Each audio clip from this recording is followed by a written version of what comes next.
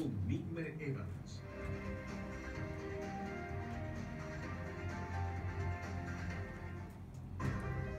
Vamos.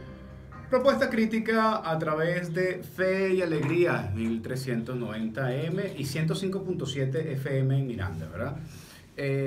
Bueno, nada, agradecerle al equipo. Aquí está con nosotros Gustavo Martínez, quien nos hace las suplencias cuando no podemos estar y hoy está acompañándonos en la grabación del programa para después poderlo colgar en YouTube y poderlo compartir a través de las redes. También está Estefano con nosotros en los controles y nos acompaña Julio César Reyes, que es miembro de Somos Ciudadanos. Ya vamos a conversar con él a partir del segundo segmento en relación con la situación país, cómo lo ve, cómo ve Somos Ciudadanos y cómo lo ve Julio César Reyes como habitante de Catia, como ciudadano, como persona, como político, la situación que está viviendo el país. Pero antes de conversar con él, quisiera editorializar un poco con ustedes la situación que está viviendo el país.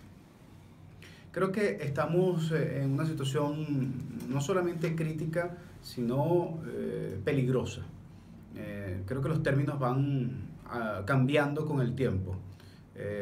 Creo profundamente en la necesidad y el derecho de la protesta de los ciudadanos en el país.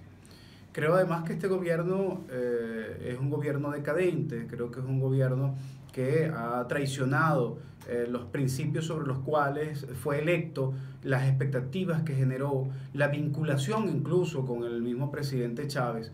No entremos en detalles en relación con el asunto de Chávez, sabemos que hay cosas buenas y cosas malas, pero lamentablemente en relación con el presidente Maduro parece que no hubiese absolutamente nada positivo, y eso es la diferencia que se demarca en relación con la situación del país. Ahora bien, la decepción va generando paulatinamente reacciones por parte de la gente. Los venezolanos están en este momento en una etapa de desesperación. Se sienten profundamente frustrados por el hecho de que no tienen a un gobierno que pueda dar pie con bola en la solución de los problemas del país.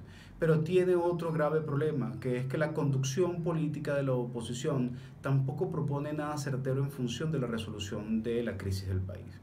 La gente quiere salir del gobierno del presidente Maduro, pero como me decía la amiga conserje del edificio al lado donde vivo, me decía, bueno, ajá, ¿y con quién salimos de Maduro? Yo estoy convencida, me dice, que tenemos que salir de Maduro, pero ¿y después qué?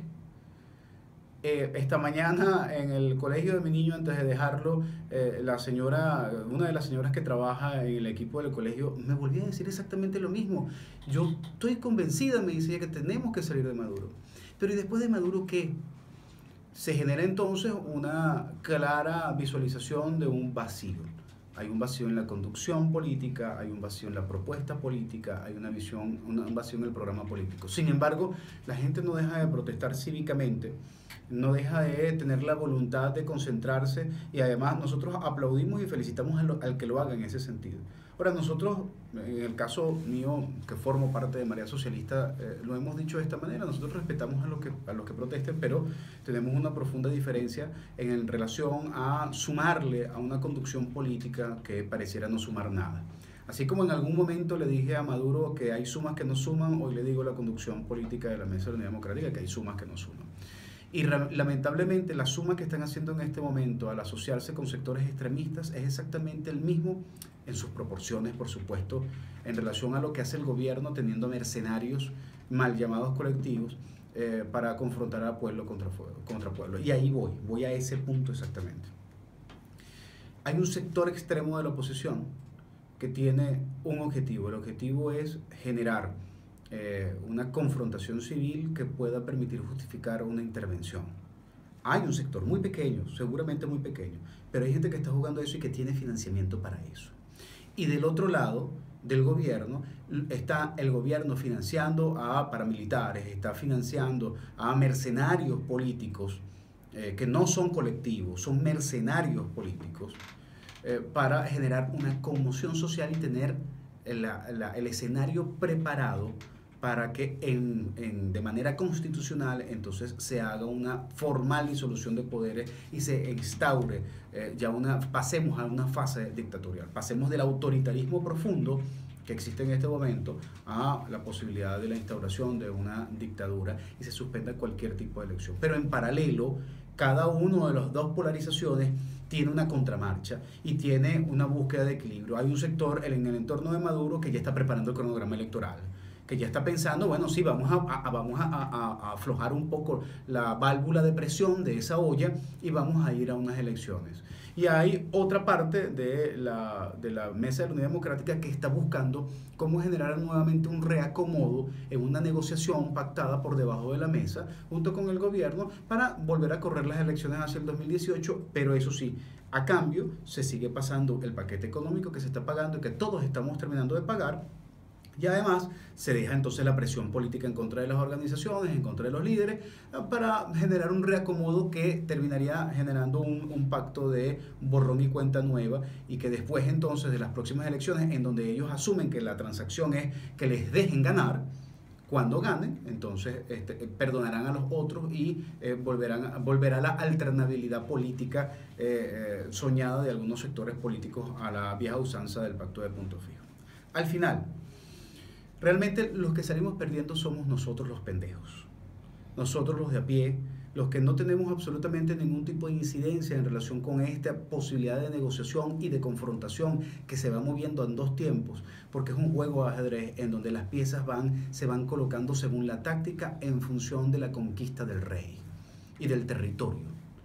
Mientras tanto, son muchos los peones que se van quedando en el camino. Lamentablemente, en este juego hay fichas sacrificables y han sido aquellos que han muerto hasta ahora en manos del extremismo. El extremismo entonces se apodera de la escena política y empieza a generar el control y a determinar las acciones políticas muchas veces de los actores y empieza a determinar el discurso. Y lo que sí creo que debemos estar muy claros es que estos extremismos nos van a llevar al infierno y no debemos permitirlo. Estoy completamente seguro que debemos forzar desde el punto de vista ético, a sentar a todas las partes de este país para restablecer otro diálogo, no el diálogo del Vaticano, que tuvimos la oportunidad de decirle al nuncio que sabíamos que iba a fracasar y que sin embargo lo hicieron. Estamos pensando en un diálogo distinto, en un diálogo en donde sean actores del país los que tengan la ética para sentar a los dos actores polarizados y poder generar unas condiciones idóneas en función de poder restablecer el hilo constitucional que está violentado en el país, como tal como lo dijo Luisa Ortega Díaz, fiscal de la República Bolivariana de Venezuela. Esa situación no ha sido superada. Esa situación existe, está aquí, está latente.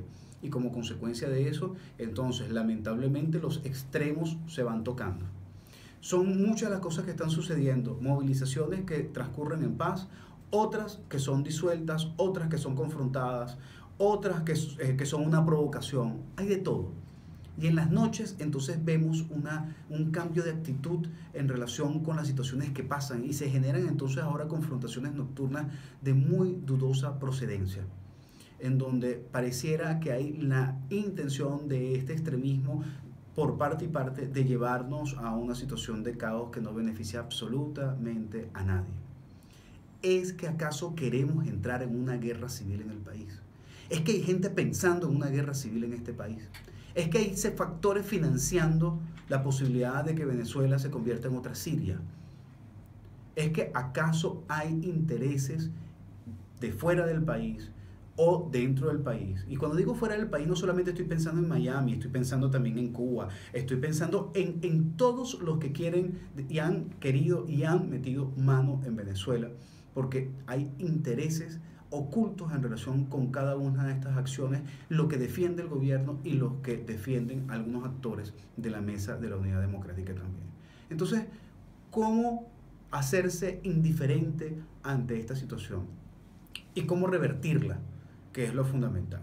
Bueno, seguramente tendrán que salir voces mucho más conjuntas a la mía para poder plantear soluciones concretas a esto. Estamos seguros que sectores de esta sociedad asumirán el rol necesario para plantarse, no en el distribuidor de Altamira, para plantarse, ponerse de pie delante de la polarización y poder entonces generar propuestas concretas en relación a cómo resolver la crisis del país. Y eso pasa primero por la resolución de la crisis política, aun cuando la prioridad en verdad es la económica. Pero se ha convertido entonces en la política en el elemento de traba en función del logro de los objetivos. Entonces, inevitablemente tenemos que buscar entender que debemos solucionar el problema nosotros. No podemos esperar a que vengan otros a resolvernos el problema. No podemos permitirlo por un problema de soberanía. Ni tampoco podemos permitir entonces que los sectores extremistas nos lleven a donde nos están llevando en este momento. Yo no puedo odiar al otro porque piense distinto. No podemos odiarnos. No podemos utilizar el lenguaje miserable que está acabando con la ciudadanía, con el valor de ciudadanía de este país. No son malditos chavistas ni tampoco son escuacas de porquería. Esos no son los términos con los cuales vamos a poder resolver el problema. Yo no puedo odiar al otro porque piense distinto. Eso es fascismo. Eso pasó por la concepción ideológica mezclada con la religiosa en la Alemania de Hitler. ¿Queremos nosotros reproducir esas condiciones de odio? ¿Queremos reproducir las condiciones de odio y de persecución del estalinismo en el proceso de desarrollo de la Unión Soviética en su época más gris, más oscura, más miserable? ¿Es que acaso no tenemos ejemplos mundiales claros en relación con ello? Venezuela siempre ha sido un país en donde la fraternidad entre los ciudadanos, a pesar de las diferencias de clase, ha sido predominante. No podemos descartar la discusión de fondo que debe haber, pero la necesidad de comprendernos entre iguales como ciudadanos es un elemento fundamental al cual debemos defender a capa y espada y con mucho afecto y cariño y respeto hacia el otro ciudadano. Vamos a hacer la pausa respectiva de esta hora y entonces regresamos con Julio César Reyes de Somos Ciudadanos. Participa